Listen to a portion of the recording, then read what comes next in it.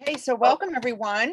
My name is Dawn Monaco. I'll be introducing all the presenters in a minute, but I wanted to first give you a little bit more information about SPAN. If you attended Tuesday, you probably heard the same thing, but just so everyone knows what SPAN can provide, we have virtual trainings now that we provide every month, as well as occasional trainings that aren't our regular ones, but all our workshops are now virtual and they're all listed on our website. We also provide technical assistance through our warm line for any parent that or youth, young adult with disabilities that has any questions or needs information from us. Through both the training and the warm line, we provide lots of information as well as on our website and our YouTube channel. And then we provide support, and all of that is to parents of children with disabilities and special health and emotional needs who are at risk of inappropriate classification.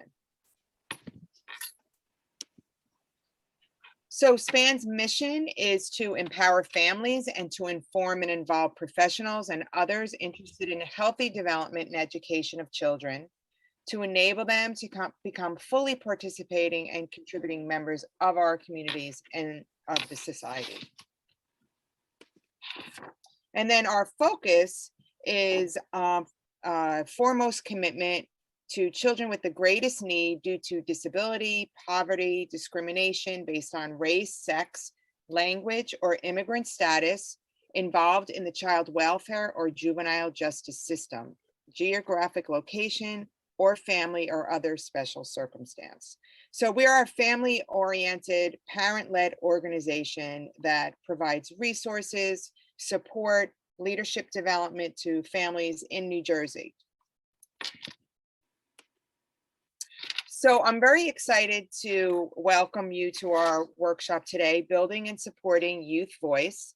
As I said, I am Dawn Monaco, and I'm one of the senior parent professional trainers here at SPAN. With me today is Johan Mora Valverde, who is our youth coordinator. And we have a special guest, which I'm really excited about, Atif Deen, who is the co-chair at Youth as Self-Advocates. And we're going to hear from him throughout because hi, everyone. It's wonderful for me to sit here to present to you, but it's really amazing when we have youth or young adults with disabilities also joining us to help you hear their voice, which is really important. I wanted to also let you know that with us today is Erin Say. She is our transition coordinator under our parent training and information grant. She will be monitoring the chat box for us and assisting us there. If you have a question that can be easily answered that doesn't pertain to our workshop, Erin can help you there. She's going to be putting lots of links in the chat box for you, and she's going to let us know if there's any question that we need to address that's in the chat box.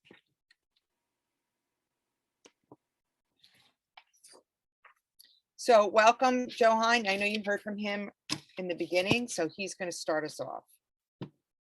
Thank you, Dawn. Again, my name is Johan Mora Valverde, and I am the youth coordinator here at the SPAN Parent Advocacy Network. On this slide, why is youth voice important? We chose to open up to talk about the importance of youth having a voice. So young people are the experts in their own lives. So too often, we either dismiss youth with disabilities. We don't think about including them in decision-making. This is their life, and they should be included in the discussions about it. So they really are the experts of who they are and who they want to decide or what they want to decide to do. Engaging and listening to youth ensures a productive transition to adulthood. When somebody asks you, what do you think? It's a very empowering. We realize that they want to listen to us and our thoughts are being respected. And as youth develop and form their views, they can become more involved in decision making. So it takes a team to do that. So we can guide them and give them the opportunity to be involved. We are ultimately helping them grow. Go to the next slide.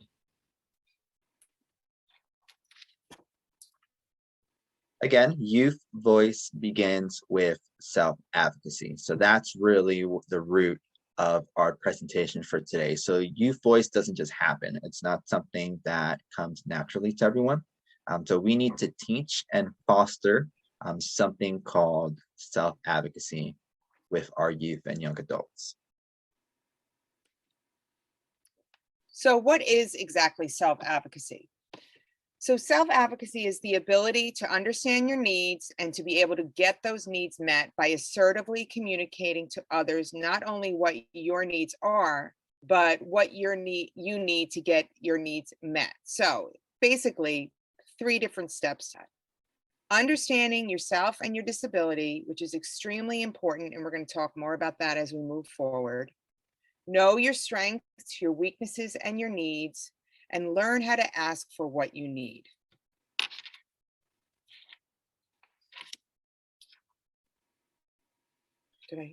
Now, here with the benefits of self-advocacy, there are many points here that we wanted to come across to those joining us. Learn how to speak and act for themselves. Decide what is best for them and taking charge of getting it. Making their own decisions about their life. Standing up for their rights as a person. And teaching others about their rights and responsibilities. So these are benefits of self-advocacy, and self-advocacy can also be heard or known as self-determination. So often we will hear the word self-determination, and people who have self-advocacy skills are considered, to be self-determined, which means that they know what they want, and they know how they're going to go after it. So we spoke about Atif Deen, who is the co-chair of Youth as Self-Advocates, or YASA, earlier. And right now we are going to bring him in. But before we even start to ask him a question, Atif, do you mind just introducing yourself and just talking a little bit about your journey before I ask you the first question that we have for today? Hi, everyone. How are you? My name is Atif Deen. I'm 20 years old, and I am diagnosed with cerebral palsy, spastic cerebral palsy, and I'm currently in high school. And I'm really excited to be here and talk about advocacy. Right. So Atif, I wanted to, before we even go to the next slide, I wanted the attendees here to really understand why it's important, like Dawn said, to really have like you on a presentation like this. Can you tell us about a time where there was a challenge in which you needed to use self-advocacy? Well, advocacy to begin with is very, very difficult. Not difficult, but you really need to watch how you say it, and you can't be. I don't mean to put it this way, but you can't be too easy about it because people don't take it seriously.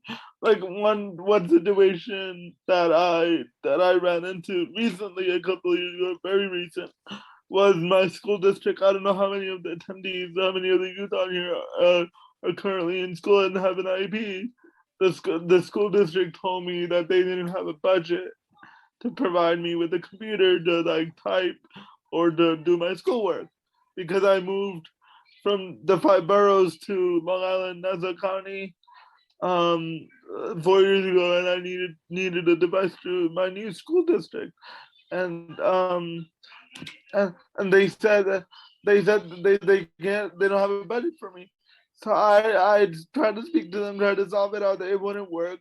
So I called the state education department and I had to file a complaint. They didn't like me for doing that, but you have to look at what I say to people all the time. You have to look out for yourself because nobody at the end of the day, as many of the youth that are listening to me right now, nobody in the end of the day are gonna watch out for you because eventually you're gonna be on your own. Your parents are not gonna be there forever, so you need to really stand up and face the world and don't worry about what people are gonna say about you. Thank you, Atif. And I will say to those who are just joining us before we go to the next slide, we will have some time at the end for questions, but please at any moment go in reactions and click raise hand. And you can look at the chat, and Aaron also mentioned you can put questions in the chat. But just want to make sure everyone has an opportunity to ask Atif or anyone else your questions. Thank you.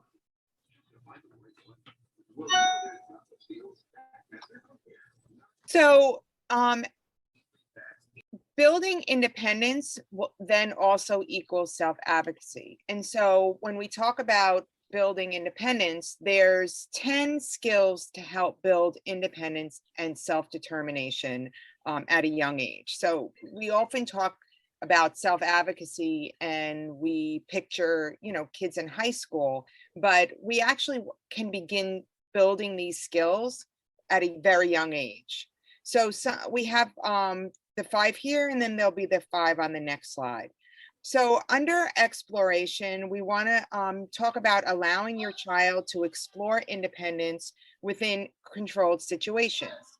Then we have self-expression, which is involving your child in family discussions, family decisions, encouraging questions and opinions, provides the opportunity to learn self-expression. Self-esteem, your child's sense of self-worth and confidence are important factors in building self-esteem and self-determination. And under emphasize abilities, always assume ability from your child. And this is in all disabilities and at any age. We actually just had this conversation earlier, Johan and I, where often, and I'm a parent of a 22-year-old young man on the autism spectrum, and sometimes it's difficult as parents to assume that they have the ability because we're so concerned about them. But assuming they have the ability really emphasizes that they have abilities, obviously, and it really begins to build their self-confidence. So, and then the next one is goal process, which is it's important not just to celebrate the completion of any goals, but that we reward the process along the way of obtaining that goal.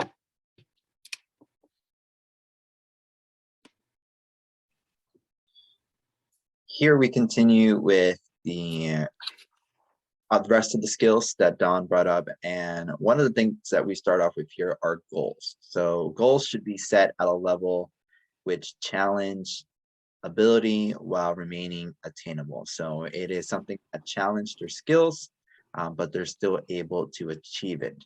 Whether that's at home or school or a community, we need to set that bar higher. And if we adjust and modify, we need to make sure we lose nothing in the process.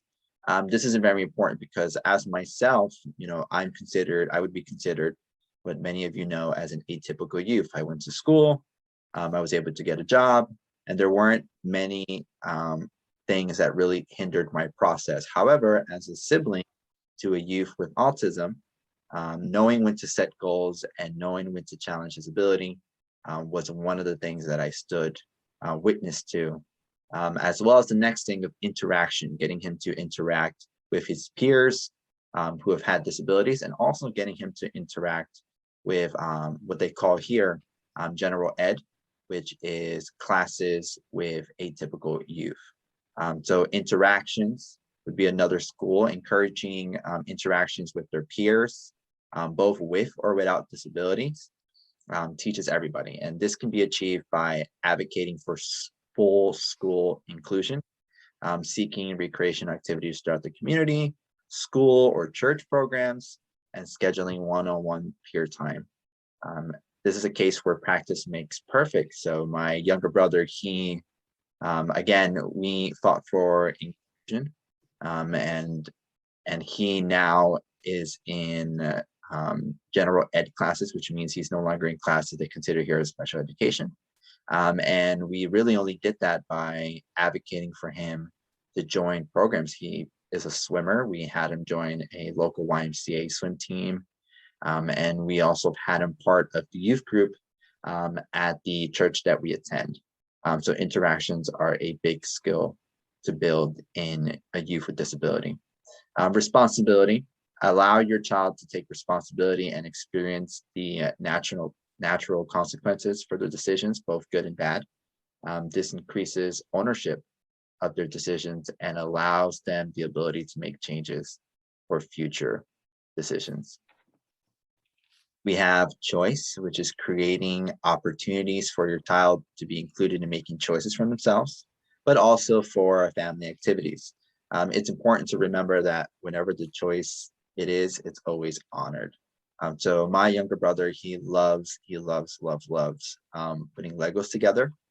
So when we give him his allowance and we set that allowance, he always has the ability to choose what he wants. We don't tell him what we want him to buy, but we tell him, what do you want to buy and what do you purchase? And usually that money goes into Legos, but that is very empowering for him because it increases his self-esteem and increases his self-determination. And it also gives him a voice on starting on what he wants to do with money. And as he gets older, I'm sure he would make some bigger purchases, but that gives him a boost in self-esteem. And lastly, here we have constructive feedback. So feedback should always remain honest and positive. If the outcome was not successful, make sure your child understands and that failure does not represent them. Help them understand why they weren't able to be successful and what they can do different. And also provide feedback to our children throughout their lifetime. So it's a lesson learned.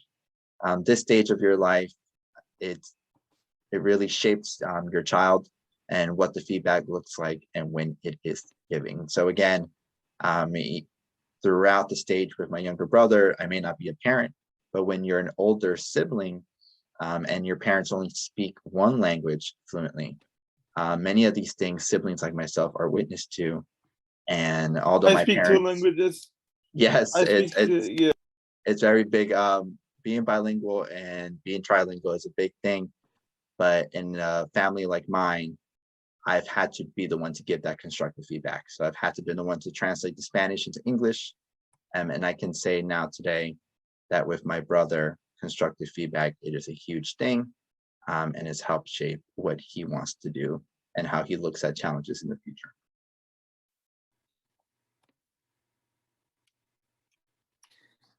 So what is the parent's role in self-advocacy and helping to build self-advocacy skills? One of the most important things parents can do with their child is talk to them about their disability. You know, we tend to want to protect our children and not want to, you know, we have fear of being, you know, whether it's teased or being different. But while we think we're protecting them, ultimately we're just hindering their independence and their self-advocacy.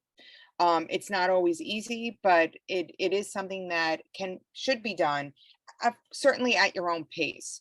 I once had a friend whose son was in the 5th grade. I mean, I still have a friend, but this was about a while ago. When her son was in the 5th grade, she sat him down and said to him, I wanted to talk to you. You have something that's called autism. And he actually said to her, what a relief. I thought something was really wrong with me. Because I can tell you that, you know, they know if they're being pulled out of class, they know if they're receiving extra support. And children have a funny way of making everything about them that they're doing something wrong. So by talking to them about their disability, we're actually empowering them and we're helping to build their self-advocacy skills. Because then we're also talking to them about what their strengths are, what their needs are, what they're good at. You know, you have extra time in math because that's something that you have a weakness in or you struggle with, but that's okay because everybody is different.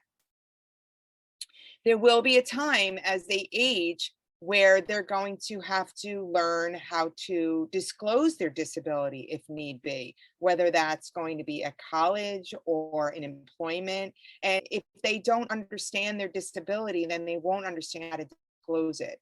So if they're going to go off to college and they received in high school services that were really successful for them and they did well with them, when they go to college, they can go to the Disability Services Office and disclose their disability and talk about what they need based on their disability. But again, if they don't know they have a disability, they won't be able to do that.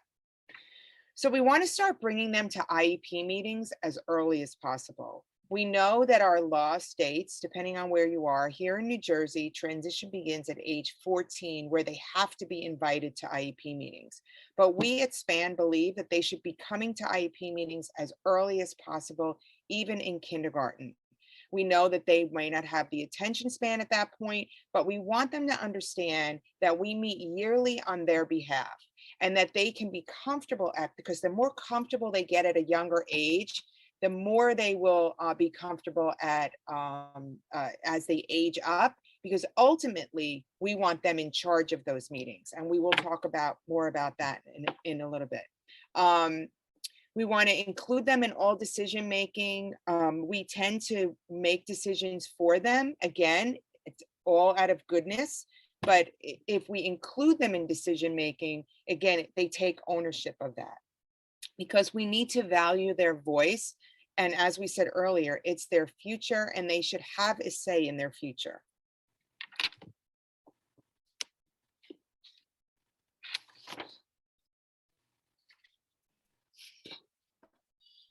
So here we have some skills to build self-advocacy. So building skills towards independence and beginning early is key.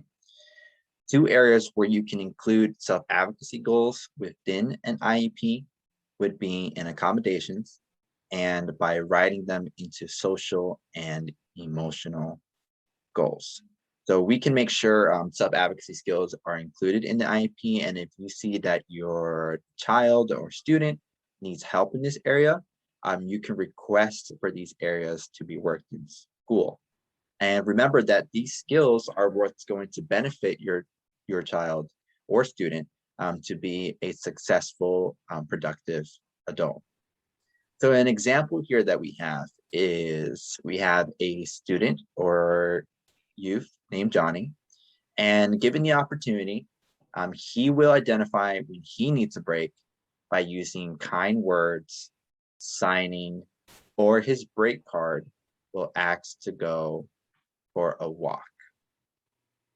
Now this is how building self-advocacy skills should happen early within IEP. And that's just one good example. We have another example on the next slide.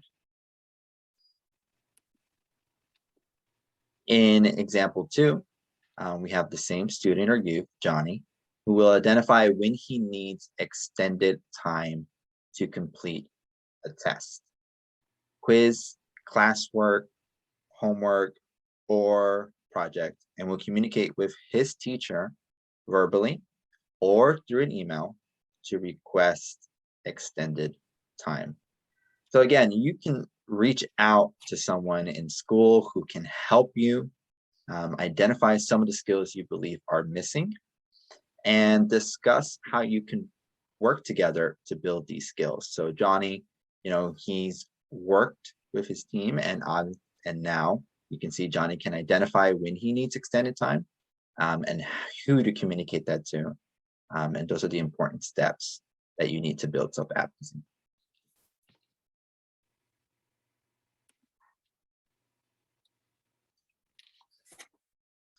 And continuing on this slide, we have self-determination goals in IEP. And I did want to bring up a comment in the chat. And yes, parent centers need to count and report their work with youth and young adults with disabilities. So I wanted to bring up that comment in the chat because that's very important and something that Dawn and I had in mind when working on this presentation.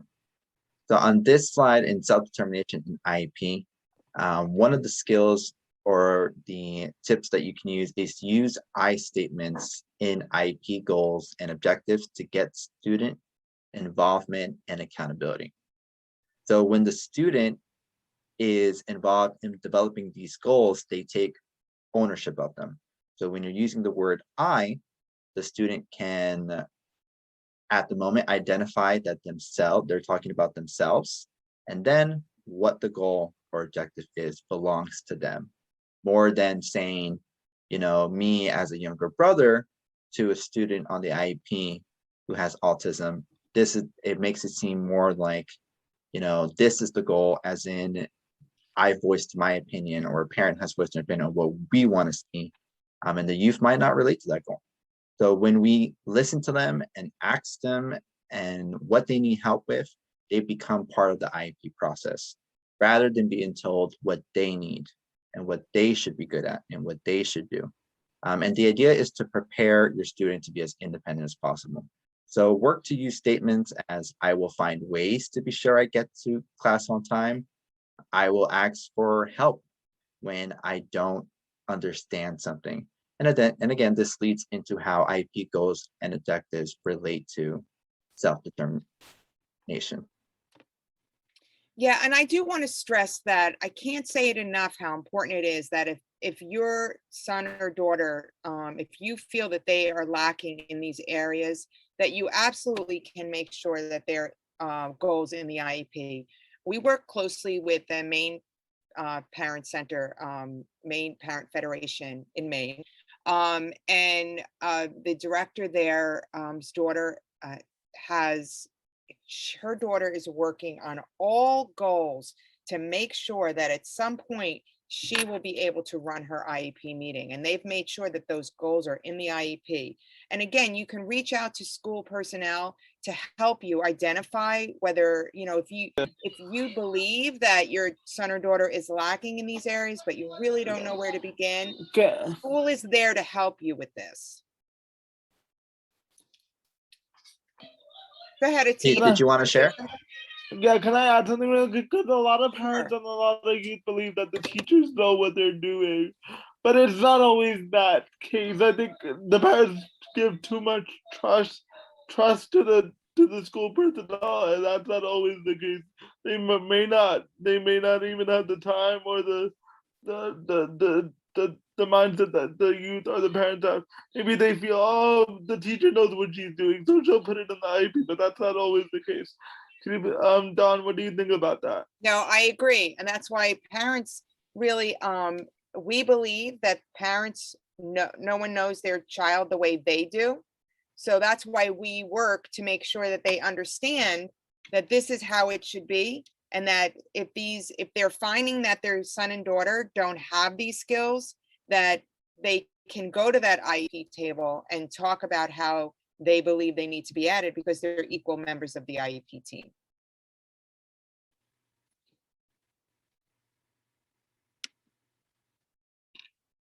So as I had mentioned earlier, there are some ways that even though as parents, we want to protect our children, that in some ways we end up hindering their self-advocacy skills without even realizing it.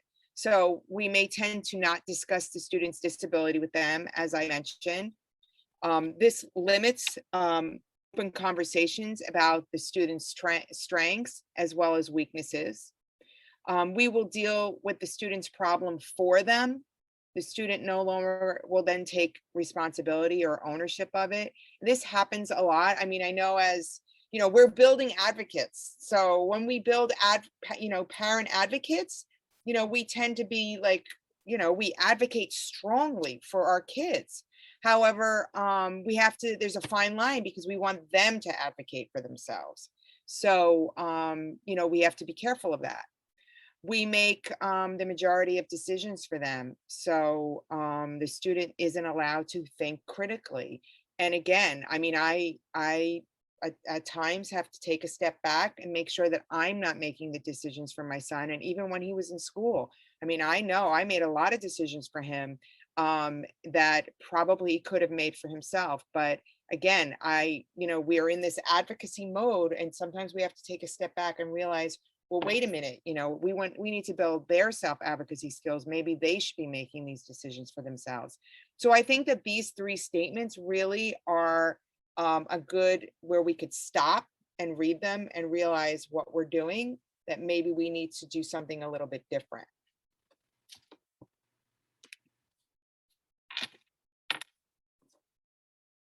So we can't talk about self-advocacy without talking about healthcare advocacy, because this is an area that we often don't think about right away, but we want to make sure that our young people, our young adults are not only advocate for themselves in school, but they're aware of their own healthcare and can advocate for their healthcare. So we want to make sure that they are staying healthy and they can make sound decisions about their own healthcare, which involves many skills. So first, we want to start with the basics: choosing your doctor or talking to your doctor.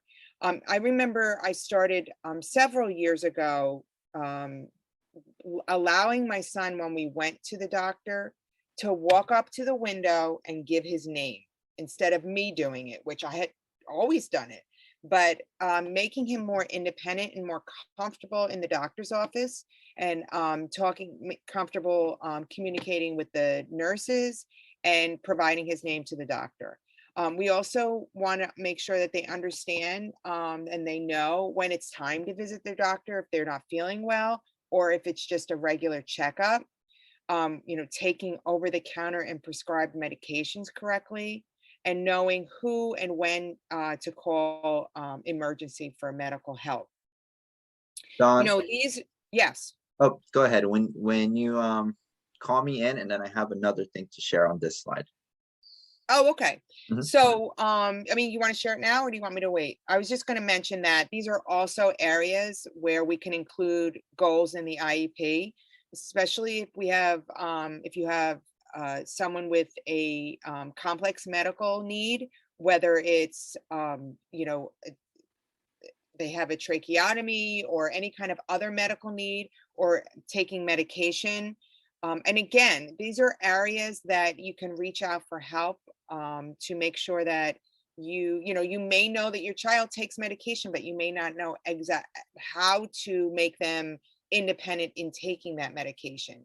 And then, so there should be people in the school that you could reach out to help you with those goals. Yes. I wanted to bring in this slide while Dawn's talking about, because this is an extremely. Go to the next one. No, you can. This one right here, it's fine. There's okay. a tool that I put in the chat. It's from the adolescent. It's the Adolescent Health Initiative. And the only reason why I wanted to come in and bring this up is because this is a fantastic tool for youth and young adults on healthcare advocacy.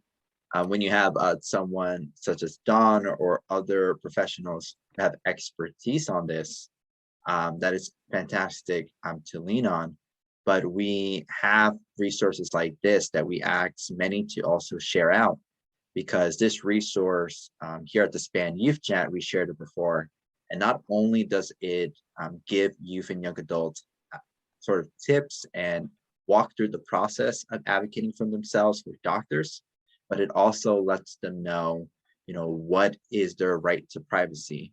It also lets them know what exactly is even the first step. What is a provider? What is, these are many terms that are scary to youth, because, even someone like myself who's atypical, when I had to start thinking about health insurance, it's not something really that's taught in school. Mm-hmm. And it's not taught by teachers, right? And even in college, you don't really get a course on this. So if you would say atypical youth and young adults have a hard time getting a hold of it, you can only just imagine a youth and young adult with a disability. So really, this is a very important slide, and take advantage of the link in the chat. There are many very good modules there that can help youth. Yes, and I did see that Erin put in also, we have great information on our website. Specifically, it's called the Youth in the Know. There's lots of resources there, and Erin has put the link up there for you also. So, we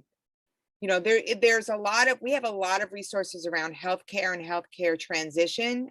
So we wanted to make sure we at least mention that during this website, because it is an important part of transitioning from school into adult life. Here on student-led IEPs, as mentioned, we believe students should be part of IEP meetings as early as possible. While the law does state that students must be invited at the age of 14, we want them to begin even earlier by getting them used to attending these meetings as early as possible. So begin early and make sure the student has a voice. It's important that they realize when the meetings are being held. And the ultimate #1 goal is for students to be fully involved in these meetings, with the possibility that they will eventually begin to run them. So encourage the student in the planning process, and encourage the student to share in the meeting. We have a monthly workshop on the topic called Student-Led IEPs, which will be shared in the chat soon. And the next thing we wanted to do here was show a video on what it looks like when parents and a young adult is involved in their IEP process and what that really looks like. So- Meetings. Presentations to share with family, friends, and teachers they invite. When they were talking about what they were able to do, they were like, I want teachers to know that I'm a better reader now than I was at the beginning of the year. And you were like, yes. So they totally took it as a challenge of like, don't tell me I have a disability. I'm not disabled. I struggle with it, but I'm working on it, which was awesome to see. Prior to the student-led IEP meetings, we had a group of adults in a room talking about a student. And we didn't always know if that was in the best interest of the student because we never had the student's perspective. So Ryan, are you ready? Yes. Okay. For Ryan Holcomb's family, this innovative format has changed their whole perception of IEP meetings. What do you think about your parents coming here? It's awesome. It makes me feel good. What used to be described as a somewhat intimidating process is now more inviting for parents. Cooking, cleaning, money, and ringing. Good job. Administrators enjoy seeing an increase in parent attendance during IEP meetings, a crucial element for student success. I have felt in the past that it's very overwhelming when you come into an IEP meeting and there are 2 of you and maybe 8 of the teachers around the table, and you almost feel like you've been ganged up on. And well, him having an active part makes us that much more interested because we're watching him express what he's working on, what he thinks he's succeeding at, and I think it's another step towards independence for him. Thank you for coming to my IEP.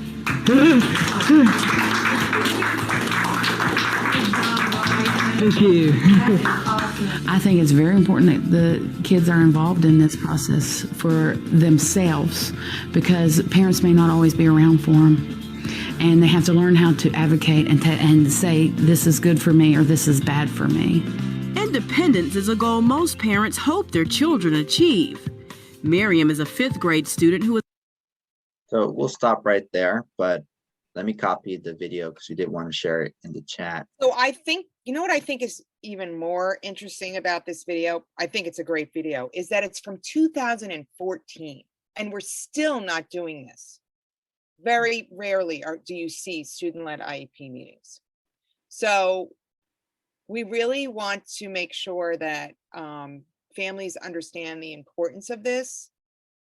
So we've also been working with a school in Colorado. For anybody who attended the national conference, Parent Center conference in the fall, there was a presentation by this school in Colorado, Mitchell, I believe, right? It's Mitchell. Right. Yep, Mitchell Inspiration is the name they've coined.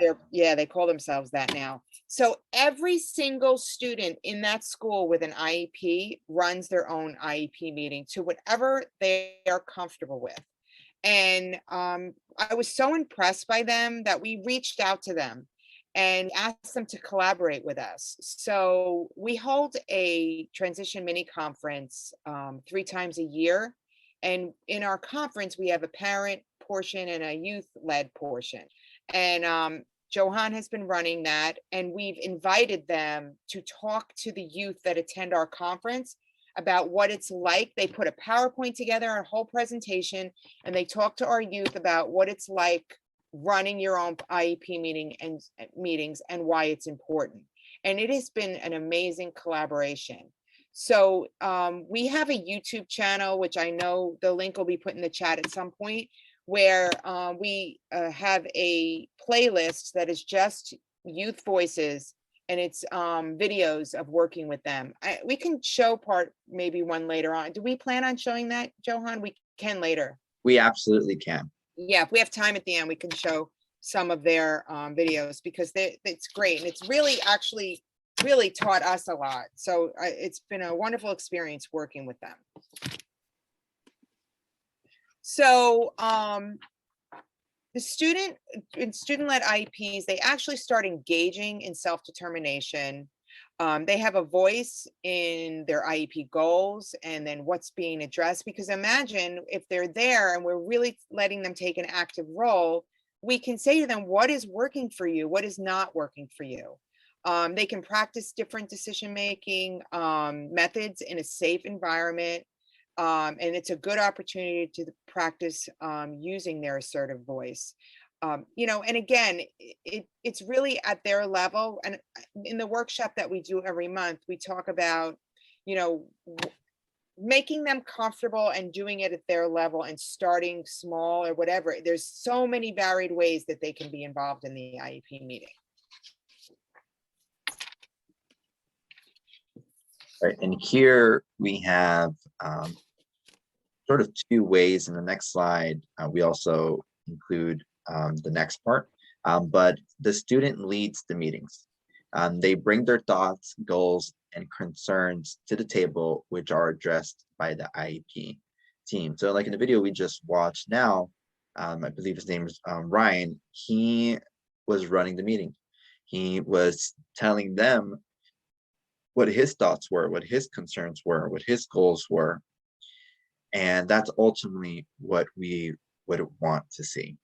The student identifies goals and objectives with assistance from professionals and people the student invites. So it's very important that the student is comfortable, not just with his or her parents there, his or her parents or guardians, but also comfortable with whoever else is at that meeting. So the student should be able to voice why they are not comfortable or why they are comfortable and who they are comfortable with. And because that ultimately is the team that is supporting that student to achieve the goals and objectives that the student deems important. So it's a lot like what the parent said, it's two of them and it's a bunch of professionals from the school. And sometimes they don't even have the choice to choose who those professionals are. But it's very important that the student knows who they are and how they can support them. So Atif, what are your IEP meetings like? Well, I go to my IEP meetings on my own, and I discuss my own goals, and we basically talk about my goals, what I worked on in the previous school year, what I would like to work on in the following school year, and my goals, because I also received OT and PT among classroom. I received OT, physical therapy, occupational therapy, and counseling services to better guide me on how to advocate and how to deal with my anxiety on my own. And do you feel your voice is being heard? Oh yes, for sure. Wonderful. Maybe not when I first started, but for sure. Nah, for sure. Wonderful. Here we have people who are self-determined, know what they want and how to get it. They advocate on their own behalf and are involved in solving problems and making decisions about their lives. Again, self-advocacy is equal to self-determination. So what better way of really getting into this slide than actually bringing someone who is self-determined in to talk about it. So Atif, can you let us know about a time in school or any educational issues that you've needed to speak up against? Like I just brought up earlier about my computer my computer situation, how I wasn't getting a computer. So, and the school district said, "Oh, we don't have a budget for you," and I had to file a state complaint. And even after that, it wasn't working out. So we had to keep calling the state education department to, to get that process rolling. But it took a while. But what I'm trying to say, like I said earlier, is that nobody else is gonna look out for you if you don't look out for yourself.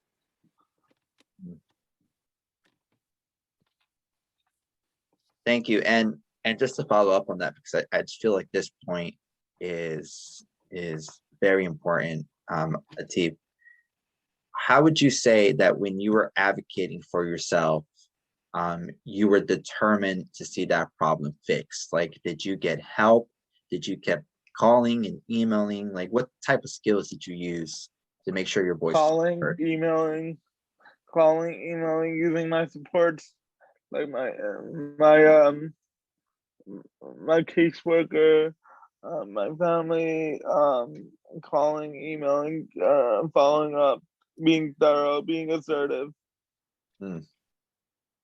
Thank you. That's a big thing I wanted to touch on, because self-advocacy isn't really just. And you go a long way.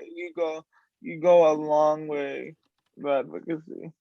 Right. Agree. Exactly. Just put my point is that advocacy is not a 1-2 step thing, but these are skills that help solve many issues at school, home, or work. Yeah. Thank you, Atif.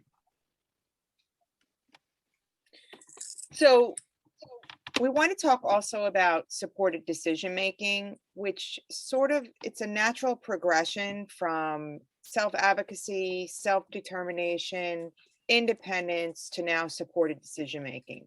Often parents will be told right around when their students are getting ready to turn 18 or at 18, that they should seek guardianship for their a young adult with a disability. But when you have a young adult who has strong self-advocacy skills, has been able to advocate for themselves, is self-determined, the natural progression would be to practice supported decision-making. And supported decision-making is a less restrictive option and an alternative to guardianship. So it's basically a way for people with disabilities to get support to make their own decisions. It's actually something that we do every day.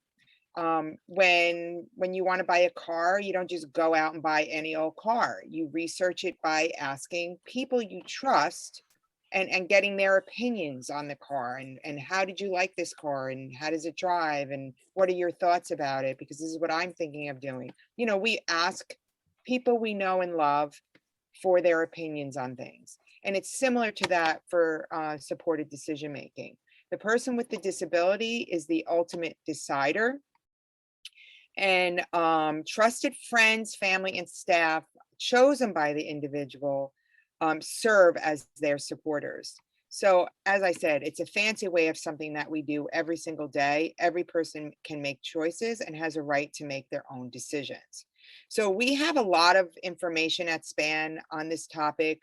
We're just touching upon it here, but we have a 4-part webinar series on our YouTube channel. We have resources. There's lots of resources in the link that under this workshop that we provided, but we have many more. So if it's something that you need more information on, we'd be more than happy to provide it. Let me see if I talk about that next. Yeah, so let me just go to the next slide then. So we wanted to just let you know some research that the National Resource Center for Supported Decision-Making has said that students who have self-determination skills are more likely to successfully make the transition to adulthood, including improved education, employment, and independent living outcomes. Again, this is something that we want to make sure parents are aware of, because as I mentioned, too often they're being told that they have to seek guardianship, which, as we know, or if you research it, you'll find out is an extremely expensive process, stripping someone of all their rights. And you know, when we build, It is. so why don't you talk about that, Atif, because I know you have experience with supported decision making.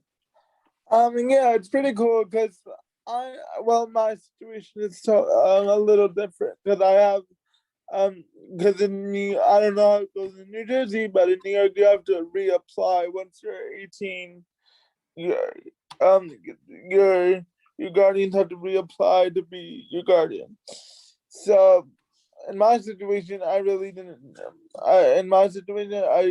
need to reapply. So because I could do it on my own, but that does not mean I don't ask my supports for their advice, for what they think about this decision or that decision.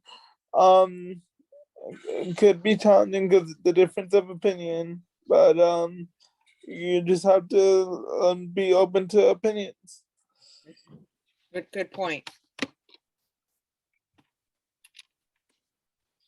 And it can be hard, but there's a lot of conversation that would need to be held for you to feel comfortable, because one conversation is not going to help. So we have another video that we'd like to show.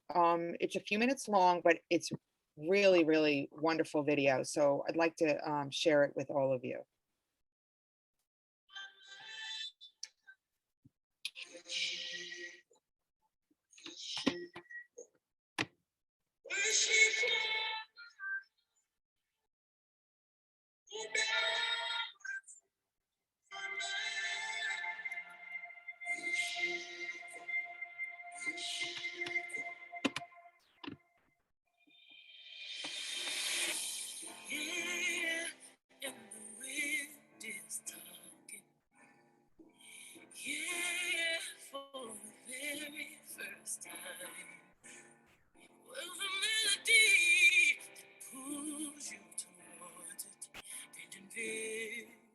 First of all, my name is Garrett, obviously. Rise up to the light in the sky. Watch the light lift. This is Garrett in his natural habitat.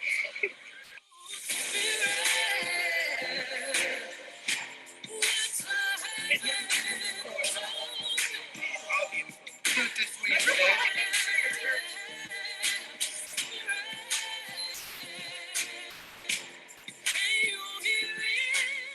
I've had a much better life, I feel, when I've had some control over it.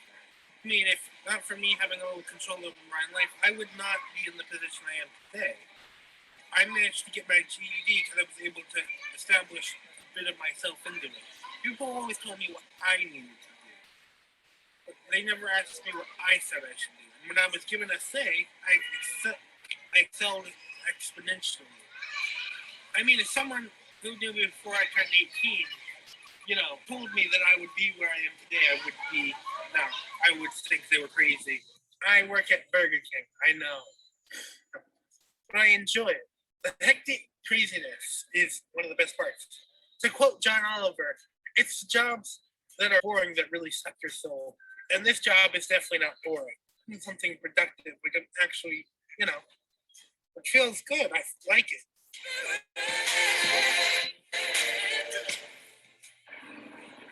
Do it your way. Figure out your own system.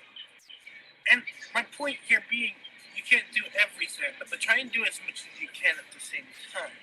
And make it to your system. Do it to your capabilities. Because that's the best way you're going to do it.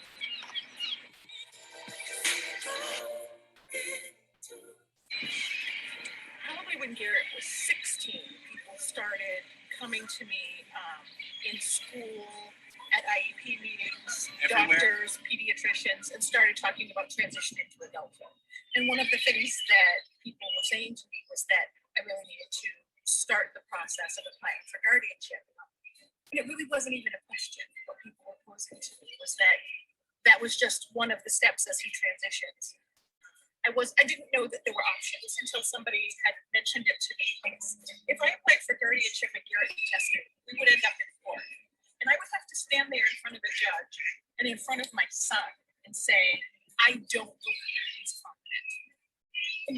I have spent the last 18 years trying to make him confident, trying to help him come into his own independence and strength. And I can't imagine anything that would set that process back. So when we talk about self-advocacy versus our future, I mentioned earlier that when, as far as self-advocacy in college, you can ask for additional accommodations if need be. When you have self-advocacy skills and you understand your disability, you can ask for extra help when you're having difficulty, and you can ask for Yeah, and Dawn, yes, go ahead, Atif. and Dawn, sorry to get you up, but like that's okay. A lot of colleges have an office for people with disabilities, so like you have to contact them, and then you have to reach out to them and even write a letter and have your caseworker, and you work together to talk to your college and see what accommodations they can provide. Absolutely. Yep. You have to disclose your disability and ask for accommodations. Absolutely. Sorry, I just needed to add No, that. no, I want you to jump in. That's, you have great information to share. Yeah. And then, if there's any lack of access on college, or if access is limited or obstructed, you can request to have barrier removed, because you have self-advocacy skills and you can advocate for these things. Absolutely. That's what I'm doing now with college and stuff. That's wonderful. Because like I was telling Dawn and John before we started before you guys all came on, that now since in New York, it's an IP more diploma. I need to go back to school after I leave high school and go for my GED, because in New York it's an IP diploma. You don't get the GED when you have an IP. Like you don't get a traditional high school diploma. That's why you need to go back to school to get your GED and stuff.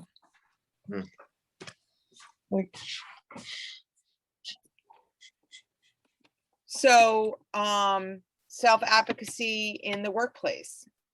If you have self-advocacy skills and you know what you need, you can ask for accommodations to complete a task in the workplace.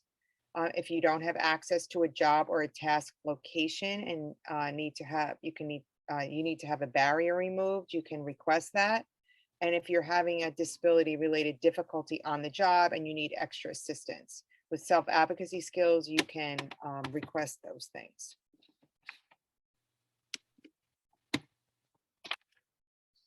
And then advocating for change. So you see the natural progression from starting at a young age, building those skills up, running your own IEP meeting, supported decision-making, advocating at work, advocating at school, and now advocating for change. So becoming a strong... Now in the beginning as a child, sorry to cut you off again, Don, I feel so bad, but in the beginning as a child, you feel like, why did I go to these meetings? That's why I have parents. But then once you go to these meetings and you feel like, oh wow, this is amazing and I should do more of this on my own. Right, so, this is about me. I should have a say. Right. Absolutely. So becoming a strong self-advocate can lead to helping others. There are several advocacy organizations run by people with disabilities who work to create leaders in the self-advocacy movement, supporting people with disabilities to stand up for their rights and the rights of others. Who will be our leaders of tomorrow? And that's why we have Atif with us, because Atif, do we have, let me make sure. No. Okay, I didn't know if we had another slide. So Atif works as a board member and a leader in Youth as Self-Advocates. Atif, you want to talk about YASA? Yeah, sure. So I'm part of a national advisory board called Youth as Self-Advocates through Family Voices national agency, and I love it. And we talk about so much. We actually collaborated. Dawn could elaborate on this a little bit more, but we actually collaborated with SPAN for youth to youth chat, and it was we loved it. Dawn, could you talk more about that? Sure. Yeah. So we've been working with YASA for years. Oh, I didn't know that.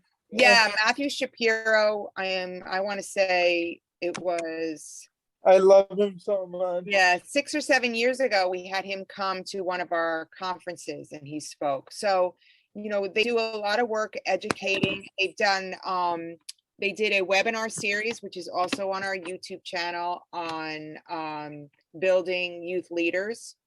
And so they have, if you've never checked them out, we can put their website in the chat because they do a lot of work around advocacy. Recently we had them, Johan, do you want to talk to when they came and did that presentation? When was that? Right. So we had YASA come in. Well, we've been really getting a lot out of Atif. I would say that to begin with, ever since we met him. And we did it in January. Right, and in Thank January, you. My brain. and in January, I believe it was the second week of January too. So The third week. It was the third week. The Thank you, Atif. Thank you. As you can see, he's on top of it more than we have him here. But we've had our first call with some of the regional youth leaders, and those who are coordinators. They could be, interns, but overall they work with youth, or they work to build resources for youth. And we brought YASA on board to talk to them, and a lot of their co-chairs, Atif was a part of it. We have other great people like Jake Shumbo, we had Emily, and Luke. I can just keep naming them as I remember them, but they really spoke overall about what they do and what their ultimate goal is. And their ultimate goal at the time when they were speaking to us was really to build so many resources based on youth and young adults advocating. That was my favorite. That was my favorite. That was my favorite presentation out of all of them. The one we did with you guys, I loved it. That's good to hear, because I was going to bring up a question I was going to ask you that you talked about during that, but they spoke about telehealth, and they spoke from telehealth to what is the best way to connect with youth in a virtual environment. And we all know we all can use some of that. But one of the things I wanted to ask Atif on that presentation, if he could bring up more about it, is how to get involved with YASA as a youth and young adult with disability. So Atif, do you mind just talking about how you got involved with them? So we just had a recruitment cycle that we did. We try to do 2 per year. And then it's very easy. You just have to write an essay, and then you get interviewed. And then you get interviewed. If we like your essay, you get interviewed, and you're part of YASA. And then we have we have different things we work on, like Johan mentioned, like telehealth,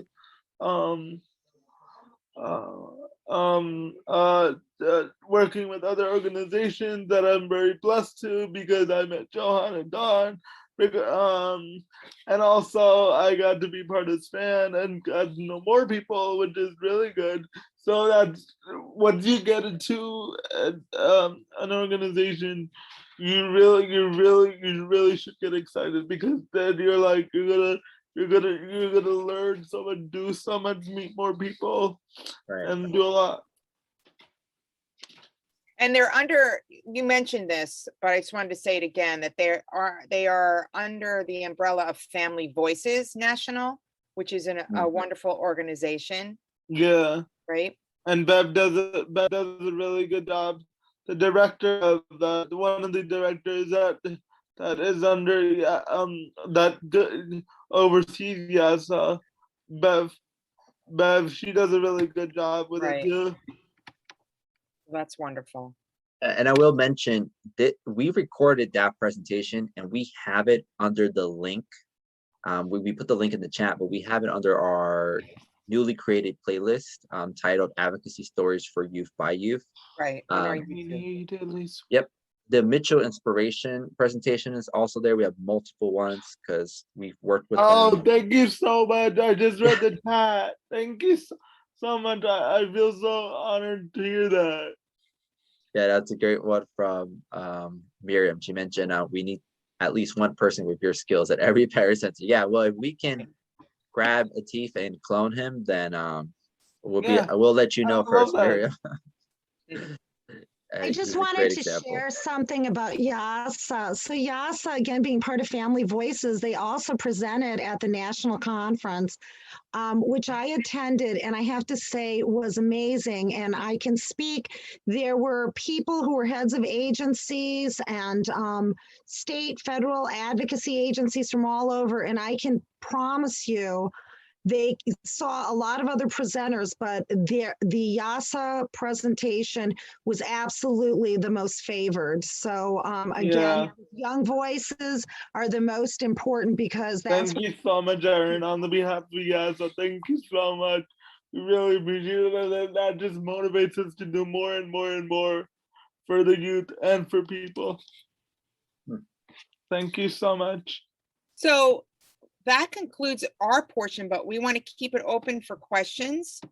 We have, we're lucky to have Atif with us. So please, if anybody has any questions, you can unmute yourself or put it in the chat box or whatever. I'm willing to answer any questions. Any questions that you have fears of with your disability, I'm willing to answer any other questions. And I wanted to bring up what I was going to bring up with Mira's comment is that here's the website and how we got connected with YASA. Well, we connected with Matthew first, but this is the best way to really contact them. And they have, you can see Atif is a great example, but Atif is really one young adult out of the I don't know if Dawn and Johan, my twin brother, he's also, I think I did, but I don't know if you guys met him, Dawn.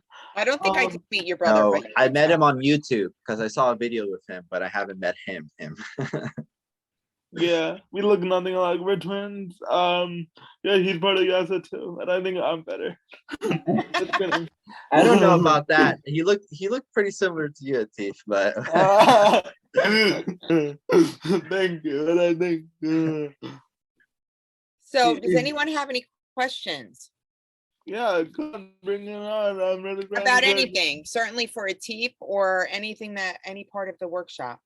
Or anything in general that people are here, that people are youth. I think we do have quite a few youth on here, mostly parents, but we do have a youth too, I believe. Yeah. Wow. So again, if you have questions, please, I would ask if you can unmute yourself. This is a very open space, and we would just love to hear and see you. That's just a preference. But if you want to put in the chat, if you can't unmute yourself, I know a lot of crazy noises can happen in the background. Do that. Use the reaction. Raise your hand. Have a question? I'll share. So after the SIP training, and you guys showed a video where a child went in with their aide and they presented a list. They had sat down with their aide where they were able to say, this is what I need in class and this is what I didn't. So my son just turned 12 and he's never attended an IEP meeting before, because until I took these classes, I had no idea that I thought the school would think I was insane. It was never suggested to me. So he and I sat down and we came up with a list, because the meetings are, teleconferences now, and I knew he wouldn't have any patience for that and it would be annoying and he would just keep talking over everybody. But he made a list, and it was an incredibly concise, detailed list of things that he felt like, because he's been home all year, but he wants to go back in September. I'm a big believer in, if it doesn't work, then we'll figure something else out.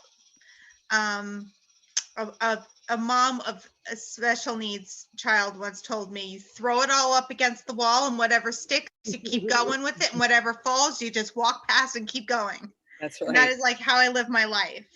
But it was the first time his input was considered. Oh, that's so wonderful. And I could only imagine that. You don't know how I felt when and my input was being valued and considered. It was just mind-boggling for me. It is, and I really have to say, I think a lot of it has to do with the child study team. Yes. They did a major revamp of our child study team within the last couple years, and a lot of the focus has gone less about like the IEP numbers and things like that are, the district has, and it's more about like mental health issues and things like that. So the team has changed completely, and where it was once this combative situation, it is really not anymore. So now I actually feel comfortable. That's great. Him, because sometimes you really like, why do you want your kid to see some of that? Because it can get ugly. Right. So how did he seem afterwards? I talked to him about it after the meeting. And after I said, we addressed all these things, I said, a couple of these things, they don't have answers for yet, just because it's, protocol and blah, blah, blah. And also the fact that nobody has any clue what September is going to look like. Are they going to have lockers? True. Are they not going to have lockers? Are they going to change in gym? Are they not going to change in gym? I mean, these are all things that will I have to worry about a combination lock? Will I not have to worry about a combination lock? Right. So these are all these things. So I just had to go, we addressed these, we're going to do this. And then this list right here, we're going to recheck in August, September. Yeah. That's wonderful. I'm so glad you were able to do that. No, and it was fantastic. And it was really interesting to see from his perspective, like being gone for a year and re-entering, what his top concerns were. Yeah. Things that I didn't think of. Yeah, that's wonderful. Phoebe, I wanted to say something that Dawn said early on, and some people think, oh, it's really outrageous when she said that, we encourage even as early as kindergarten. And I think about when I did that with my own son, again, that list, when you say that as a parent, sometimes who wants to be at this contentious, long IEP, a student doesn't have to be there the whole time. And I remember having my child there in kindergarten with the top 3 list. And one of the things that he drew a picture of, it was very telling, again, about what he liked and what he didn't. And I think that what you just said about your son feeling empowered, knowing that everyone there, because all of a sudden he saw the aide there and the teacher and the speech therapist, and said, oh, they're all here to help me. How empowering. But I think starting at a meeting in the beginning on the positive note where the student has that list can be really beneficial. And I'm just so thrilled that you shared your son's success. Yeah, because once you get it, they're in. No, and it's so funny because I literally just had this conversation with a friend of mine. And I said, listen, your son is coming up on, 11. In 3 years, he's going to have to start attending these meetings. You need to start getting him involved. I said, he's like, oh my God, I couldn't sit through the whole thing. I said, fine. So let him come for the first 10 minutes where you talk about what you've grown for the year, get his little boost up, say how well he's done, and then he's happy to leave. But I was like, he needs to start going. I was like, I get it. I know why you don't, in the beginning, but now that we have such a good program in place right now, it's like I'm encouraging everybody, that all of my friends, I'm like, bring your kid. Yep. Ask your kid. And when we do the student-led IEP workshops, we do talk about that you have to get administrative buy-in, but we're doing this so that we build strong, productive members of our communities. And that's what the law says, independent living. So it all ties back to that. So it's so important. And I have to tell you, as a parent of a 22-year-old who's now in the adults, he's working, we're practicing supported decision-making. I mean, it's not always easy. Yeah, it's not. Easy. It's not easy because they're looking. Sorry to cut you off again, Dawn. I feel so terrible. It's not easy because, especially when you're at that age, you know what you want, and your parents know what they want for you, which they look out for your betterment. But they could get ugly. Sometimes they could turn into an argument and turn into a fight, or but honestly, it's like you just need to keep having those repetitive conversations over and over and over again, because that's the only way it's going to make it easier for you and your parent to be on the same page. Right. And I will mention, you know, one of the things that can be effective with this, because it's a very ongoing process. I mean, it is very, very important that parents and there's a team in place. Like Phoebe was, thank you, Phoebe, for sharing your examples as well, because that is a real life example and why it's successful. But one of the things that not many places consider is having youth help guide youth, right? So I thought this question here in the chat was very important, having a youth advisory council like YASA, because YASA is one of a kind. They're not everywhere. Not every organization or center has an advisory council. So the question was, the organization I work with has a family advisory council, so parents and caregivers, and we are working towards creation of a youth advisory council. Congratulations, that's a huge step, like I mentioned. Self-advocates ages 16 to 22. Any suggestions or considerations for this process? So I won't start off with this question because it's not of my expertise. But Erin, if you don't mind, I know you yourself have worked closely with developing these groups, and anyone else with expertise, if you can kick that off. Oh, you know, right now in our current, you know, COVID, you know, pandemic kind of mode, it's a little challenging, but again, because of technology, it's a great way. And I think Atif can speak to how YASA works, because people from YASA are all over the country. So the technology, of course, is a big bonus. However, sometimes you have to, when it's difficult enough just trying to get groups together, even with adults, or again, when you're one thing, sorry, I just want to add to that, because one thing that did get a little at our last webinar with Johan and Dawn, when we did the YouTube, it was like a lot of like overlapping and a lot of like, it was a little confusing, and I get what you're saying, like it could be a little too much when everybody's in the one room trying to get their thoughts together. So I just wanted to add that, Erin. You're right. And so one of the things, and again, so anyone starting this out, don't think it's easy, even if you have a lot of people, whether they're adults or young people, like, yeah, I'm in, be there, because you have to define what's your mission, what's your group, how are you going to do it, when, where, all those logistics. So we have a couple resources. So we do have a project on our Project Start, and again, I'll put that link in the website, but there's some that has some links about serving on groups, is a great, excellent free resource that can help groups. You know, I sit on a lot of advisory boards, you know, some state, some local, you know, from a parent group to, you know, to a national group. Groups all face these same challenges, and the serving on groups resource tool can really help you define. It's a free resource. Absolutely. You want to go with that. So I'm going to put one of that link in. And if you are looking in terms of the question for direct assistance, contact us and we'll hook you up, you know, with somebody to provide you some more individualized support to help define your group.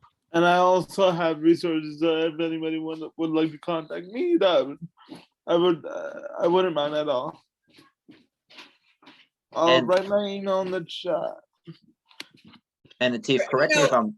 Oh, I'm sorry, Johan. Go ahead, Dawn. I just wanted to say that also in our YouTube channel, we did a series with YASA, I want to say 2 years ago, on developing a youth council, I believe. So let me see who asked that question.